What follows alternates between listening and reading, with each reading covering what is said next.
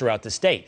Let's bring in Senate Judiciary Committee member and author of The Mind of a Conservative Woman, Tennessee Senator Marsha Blackburn. Senator, thanks for being here.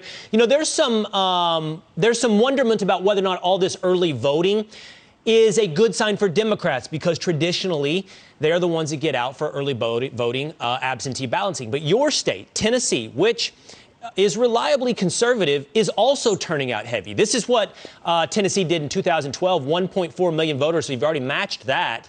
And in 2016, it was 1.6 million early voters, so getting close already with 9 days to go to the 2016 total. So what does that tell you about whether or not these early votes are leaning left or right? What it tells us is that you've got a lot of people out there, like the Cato Institute survey said, 62% do not want to tell you how they're going to vote. And then you look at the Gallup survey that you all have discussed, Will, 56% say they're better off now than they were 4 years ago. And I'll give you two examples of how this is summed up for me. I talked with a woman this week who is an independent. She said, I am exhausted with living in fear. What I want is normalcy. And I think that Donald Trump is the one who is going to get us back to a solid starting point for recovery faster than Joe Biden, because what got her was Biden talking about locking down the economy again. So she changed her vote. And the second thing that we are seeing is people that say, and I had a woman change her vote on this. She said, I don't think I can trust Joe Biden to deal with China. And China has caused all of this chaos and upheaval, and you have to deal with China. And she said, you know, I'm not buying anything that says made in China. Right. We talked to a panel of undecided voters a little bit earlier, Senator, and that cancel culture, that radicalism of the left was something that was playing into their minds as well. You sit on the Senate Judiciary Committee. You scheduled to confirm Judge Coney Barrett to the Supreme Court tomorrow. President Trump has redrawn American political lines in so many ways in 4 years, on economy, on foreign trade, on China, as you mentioned.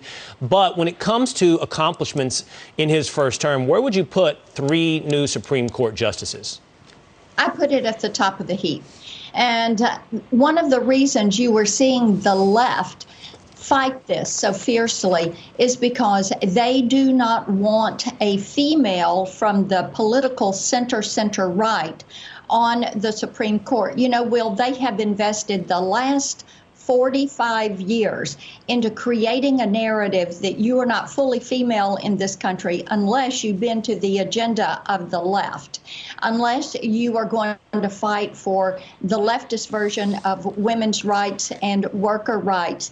And now they're seeing that barrier shattered, and conservative women step to the forefront, and they're not happy. And really quickly, Senator, it seems to have been exposed by hypocrisy. I think I have time. I want to just play this back from Coney Barrett's hearing. You were there. Your fellow Senator Mazie Hirono said this about Coney Barrett and her choice in language.